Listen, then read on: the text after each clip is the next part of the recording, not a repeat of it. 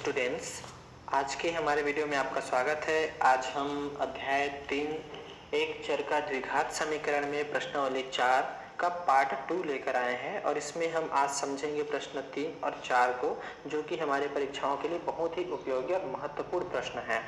तो हम सबसे पहले प्रश्न 3 देखते हैं। प्रश्न 3, k का मान ज्ञात कीजिए जबकि दिए गए समीकरण के मूल वास्तविक तथा समान है। हम इनका पहला प्रश्न लेते हैं। 2x का वर्ग ऋण 10x धन k बराबर 0। अब हम इनका हल देखते हैं, किस तरह हम यहाँ पर बना सकते हैं हल। यहाँ पर हम सबसे पहले इन जो समीकरण दिया है उसे एक बार अवश्य लिखें। 2x का वर्ग ऋण 10x धन k बराबर 0।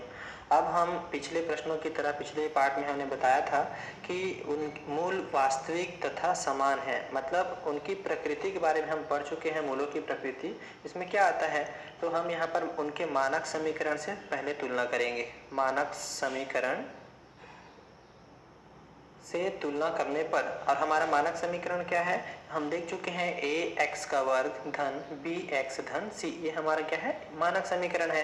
अब हम देखते हैं कि a के स्थान पर हमारा क्या है 2 है, तो a के स्थान पर हम a का मान मानेंगे 2 और b के स्थान पर यहाँ पर क्या है, b के स्थान पर है ऋण 10 और c के स्थान पर हमारा दिया है k, तो हम यहाँ पर c का मान लिखेंगे k। इस प्रकार ये हमारा a b c तीनों का मान हमें प्राप्त हो गया।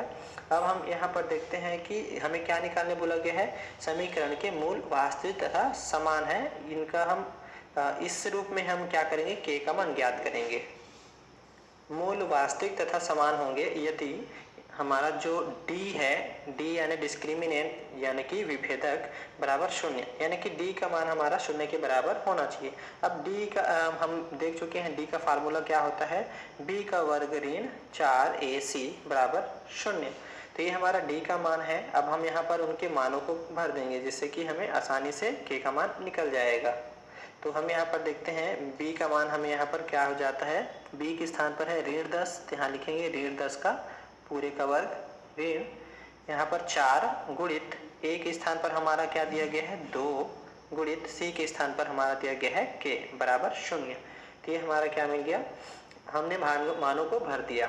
अब यहाँ पर 10 का वर्ग करने से हमारा हो जाता है 100 ऋण 4 दूनी 8 k बराबर 0। अब चूंकि यहाँ पर ये क्या है 100 है और ये k के साथ में गुणा है, इसलिए हम यहाँ पर क्या करेंगे 100 को इधर पक्षांतर करेंगे। तो यहाँ पर हमारा हो जाएगा ऋण 8k बराबर 100। क्योंकि 100 को हम इधर ला रहे हैं इसलिए धन से क्या हो जाएगा ऋण हो जाएगा। अब दोनों पक्षों में ऋण है इसलिए ऋण हमारा क्या हो जाएगा कट जाएंगे या कैंसिल हो जाएगा। तो हम यहाँ पर लिखेंगे 8k बराबर 100। अब 8 को हम यहाँ क्या कर सकते हैं, इनके हरों में गुणा कर सकते हैं, इसलिए k का मान हमारा हो जाएगा 100/8 और इन्हें हम कटा सकते हैं। क्योंकि ये 4 से कट जाएगा इसलिए हम यहाँ लिखेंगे 4 दूनी 8 और ये हमारा हो जाएगा 4 दूनी 8 और 2 बचेगा तो 4 पंचे 20। इस प्रकार ये 25/2 k का मान हमें प्राप्त होता है। इस प्रकार k का मान 25/2 बहुत ही आसानी से हमने निकाल लिया। आपने देखा एकदम आसान प्रश्न है, तो आप भी बाकी सवालों को बना सकते हैं। यही हमारा क्या रहेगा उत्तर रहेगा। अब हम देखते हैं तीसरे प्रश्न का दूसरा, kx का वर्ग ऋण 5x धन k बराबर 0। हमने ये प्रश्न इसलिए लिया है क्योंकि थोड़ा कंफ्यूजन वाला प्रश्न है। इसमें 2 जगह k आया गया है, जैसे कि यहाँ पर k है और यहाँ भी k है। कोई घबराने वाला चीज़ नहीं है, बहुत ही आसान प्रश्न है। सबसे पहले हम इनके समीकरण को लिख लेते हैं। क्या दिया गया है, kx का वर्ग ऋण 5x धन k बराबर 0।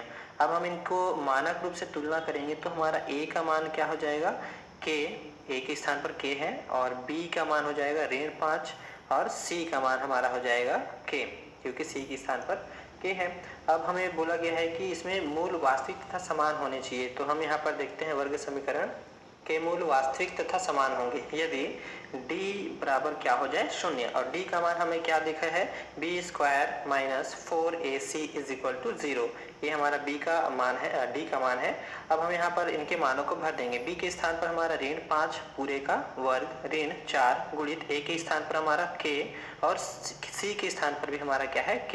इस प्रकार हमारा हो जाता है ऋण 5 का वर्ग यानी कि हो जाएगा 25, क्योंकि ऋण 2 बार गुणा हो रहा है इसलिए यहाँ पर प्लस हो जाएगा। फिर -4 के और के का जब हम गुणा करेंगे तो हमारा हो जाएगा के का वर्ग बराबर 0। इस प्रकार हम 25 को इधर पक्षांतर कर देंगे तो हमारा हो जाता है यहाँ ऋण 4 के का वर्ग बराबर 25, और चूंकि धन संख्या था इसलिए इधर आकर हो जाते हैं ऋण में। अब हम यहाँ पर देखते हैं दोनों ही पक्षों में क्या है, ऋण है, तो हम दोनों पक्षों में क्या कर सकते हैं, ऋण का गुणा, जिससे कि यहाँ पर हमारा क्या हो जाएगा, धन हो जाएगा। तो हम यहाँ लिखेंगे 4 के का वर्ग बराबर 25। इस प्रकार हमें क्या मिल गया, ये संख्या मिल गई। हम यहाँ पर 4 को इधर लाकर क्या कर सकते हैं, इनके साथ भाग कर सकते हैं। तो यहाँ पर हमारा हो जाएगा के बराबर 4, इनके हर में गुणा हो जाएगा तो यहाँ पर हो जाएगा 25/4, चूंकि के का क्या है, वर्ग है, इसलिए वर्ग लगाएंगे।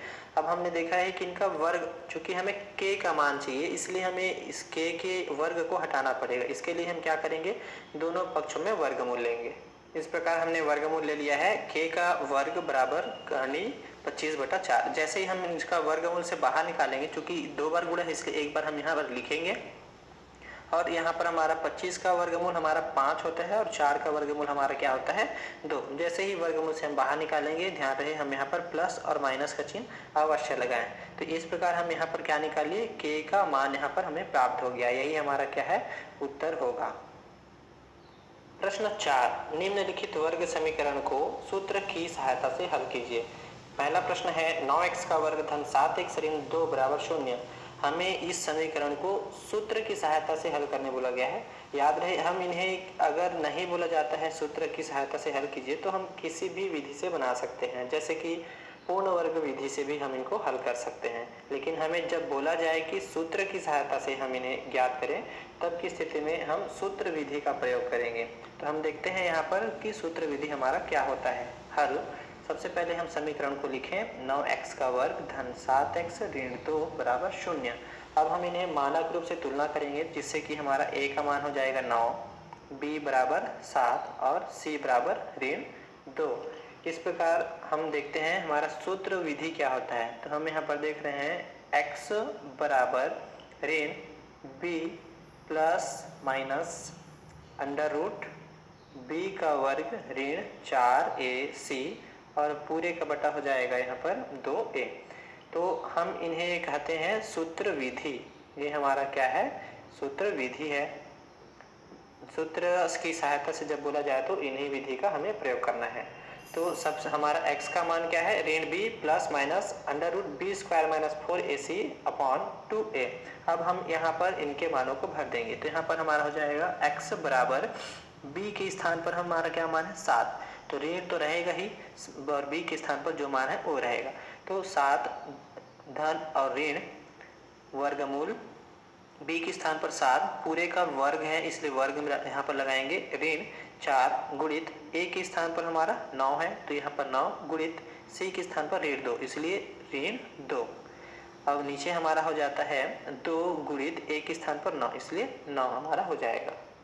इस प्रकार हमारा मान यहाँ हो जाएगा ऋण 7 धन ऋण, और यहाँ पर हमारा हो जाता है 7 सत्ते 49 ऋण 4 निया 36 और 36 दूनी 72। चूंकि ऋण और ऋण 2 ऋण है इसलिए दोनों का जब गुणा होगा तो यहाँ पर हमारा हो जाएगा धन, और नीचे हमारा हो जाएगा 9 दूनी 18। इस प्रकार हमें यहाँ पर क्या प्राप्त हो जाता है, यहाँ पर हमें प्राप्त हो जा रहा है ऋण 7 धन और ऋण, यहाँ ऋण है, और यहाँ पर हमारा हो जाता है वर्गमूल। टोटल हमारा हो जाएगा 121/18। इस प्रकार देख सकते हैं हमारा क्या हो जा रहा है, ऋण 7 धन और ऋण। यहाँ जब हम 121 का वर्गमूल लेंगे या बाहर निकालेंगे वर्गमूल से तो ये हमारा आता है 11, चूंकि 11 में 121 होता है, और नीचे हमारा हो जाएगा 18। इस प्रकार हमारा x का मान हमें क्या मिला, ऋण 7 धन ऋण 11/18। अब हम इन्हें 2 रूपों में हल करेंगे। एक बार तो हम इनका प्लस और दूसरी बार हम इनका माइनस, ये हम अलग अलग रूपों में लेकर हल करेंगे। इस प्रकार हमने इन्हें प्लस चिन्ह और माइनस चिन्ह 2 रूपों में अलग अलग ले लिया है। तो सबसे पहले हम लेंगे धन चिन्ह लेने पर, तो x बराबर ऋण 7 धन 11/18। हमने धन चिन्ह लिया, मतलब हम यहाँ पर धन और ऋण दोनों में से हमने क्या चूज किया है, धन, इसलिए यहाँ पर हम एक बार धन लिखेंगे और ऋण हमें लिखने की आवश्यकता नहीं है। अब हम इनका हल करते हैं तो यहाँ पर हो जाता है ऋण 7 और 11, 7 में 11 कम हो जाएगा तो हमारे यहाँ पर क्या बचेगा, 4/18। जैसे हम इन्हें कटाएंगे तो हमारा क्या हो जाएगा, 2 से यहाँ पर कट रहा है तो 2 दूनी 4 और 2 निया 18। इस प्रकार हमें क्या मिल गया, 2/9। ये हमारा क्या है, x का मान है। तो यहाँ पर हम लिखेंगे x बराबर 2/9।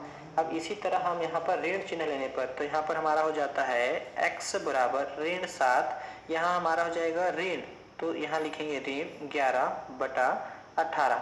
इस प्रकार हमें क्या मिल गया, ऋण 7 और ऋण 11 दोनों मिलाकर हो जाता है ऋण 18 और नीचे हमारा हो जाएगा 18, तो 18 एकम 18, इसलिए हमारा मान आता है 1 और ऋण है इसलिए ऋण भी लगाएंगे तो x का मान आएगा ऋण 1।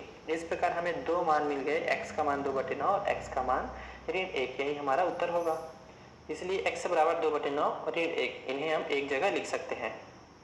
प्रश्न 4 का हम यहाँ पर 8वां ले रहे हैं, करनी 3 x का वर्ग ऋण 10x ऋण 8 करनी 3 बराबर 0। हम इनका हल देखते हैं, लिखते हैं यहाँ पर करनी 3 x का वर्ग ऋण 10x ऋण 8 करनी 3 बराबर 0। हम यहाँ मानक रूप से तुलना करेंगे तो a का मान हमारा हो जाएगा करनी 3, b का मान हमारा हो जाएगा ऋण 10, c का मान हमारा हो जाएगा ऋण 8 करनी 3। इस प्रकार हम इन्हें सूत्र विधि से यहाँ पर सूत्र लिखेंगे, इसलिए हमारा x बराबर हो जाएगा ऋण b प्लस माइनस वर्गमूल b का वर्ग ऋण 4ac और पूरे का बटा हमारा हो जाएगा 2a। तो इस विधि का हम प्रयोग करेंगे, ये हमारा क्या है, सूत्र विधि। हम इनके मानों को यहाँ पर भर देते हैं तो x बराबर हमारा ऋण b, तो ऋण और b के स्थान पर ऋण 10 है इसलिए यहाँ लिखेंगे ऋण 10 धन ऋण, यहाँ पर हो जाएगा वर्गमूल b के स्थान पर ऋण 10 इसलिए ऋण 10 का वर्ग ऋण 4 गुणित a के स्थान पर हमारा क्या है, करनी 3 और c के स्थान पर हमारा क्या दिया गया है, ऋण 8 करनी 3। इस प्रकार हमारा हो जाएगा बटे नीचे हो जाएगा 2 गुणित करनी 3। अब इनका हल करने से हमारा हो जाता है ऋण और ऋण यहाँ पर हो जाएगा धन, तो यहाँ लिखेंगे 10 का प्लस माइनस और वर्गमूल हमारा हो जाएगा 10 का वर्ग करेंगे तो 100 ऋण 4 और 8 का जब हम गुणा करेंगे तो हमारा हो गया 4 अट्ठे 32 और चूंकि माइनस और माइनस हमारा क्या होगा, प्लस हो जाएगा। और यहाँ करनी 3 का 2 बार गुणा करने से हमारा क्या होगा, करनी 3 का हमारा होता है 3। इस प्रकार हमारा नीचे हो जाएगा 2 करनी 3।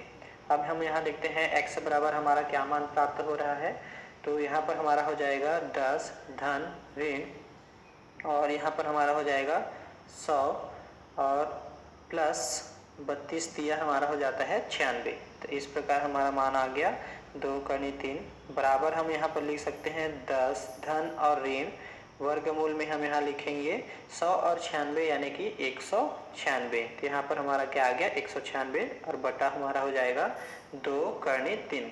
इस प्रकार हमारा x का मान प्राप्त हो गया। अब हम इन्हें दो रूपों में बांट लेंगे, प्लस और माइनस में। सबसे पहले हमने लिया है प्लस चिन्ह और x बराबर हमने देखा यहाँ पर माइनस को हटाकर प्लस लिख लिया है। बराबर हमारा क्या हो जाता है, ये हमारा हो जाएगा 10 धन 196 का वर्गमूल होता है हमारा 14। तो यहाँ पर हम लिखेंगे 14 और पूरे का बटा हो जाएगा 2 करनी 3। तो बराबर हो जाएगा 14 और 10 दोनों मिलाकर होता है 24 बटा 2 करनी 3। अब चूंकि 2 को हम यहाँ पर भाग कर सकते हैं इसलिए हमारा क्या हो जाएगा 12 दूनी 24, तो हमारा आएगा ऊपर 12 और नीचे हमारा हो जाएगा करनी 3। इस प्रकार हम इन्हें 12 बटा करनी 3 लिख सकते हैं। तो हमारा वास्तविक मान क्या हो जाएगा, तो हम यहाँ पर 12 को लिख सकते हैं 3 गुणित 4 बटा करनी 3। तो 3 गुणित 4 यानी 12। तो अब हम यहाँ पर देख सकते हैं कि 3 को हम क्या लिखेंगे, तो 3 को लिखेंगे करनी 3 गुणित करनी 3 और 4 तो है ही और नीचे हमारा दिया गया है करनी 3। इस प्रकार हमारा 1 करनी 3 यहाँ कैंसिल, तो बचेगा हमारा क्या चीज़ 4 और यहाँ पर करनी 3। इस प्रकार हमारा x का मान हो जाता है 4 करनी 3। तो हम यहाँ लिखेंगे x बराबर 4 करनी 3 हमारा मान। अब हम यहाँ पर ऋण चिन्ह ले रहे हैं। ऋण चिन्ह लेने पर x का मान हो जाएगा 10 ऋण √196/2 करनी 3। तो यहाँ पर हम यहाँ लिखेंगे हमारा हो जाता है 10 ऋण, यहाँ इसका मान हमारा हो जाएगा 14 और नीचे हमारा हो जाएगा 2 करनी 3। इस प्रकार हमें मिला, यहाँ घटेगा तो आएगा हमारा ऋण 4 बटा 2 करनी 3। तो यहाँ 2 से हम इनको भाग करेंगे तो हमारा हो जाता है ऋण 2 बटा करनी 3। इस प्रकार ये x का मान हमको यहाँ पर मिल गया। अब हम यहाँ पर देख सकते हैं 2 मान हमें मिला है, x का ये 4 करनी 3 और x का ऋण 2 बटा करनी 3। ये दोनों मान हमारे उत्तर होंगे।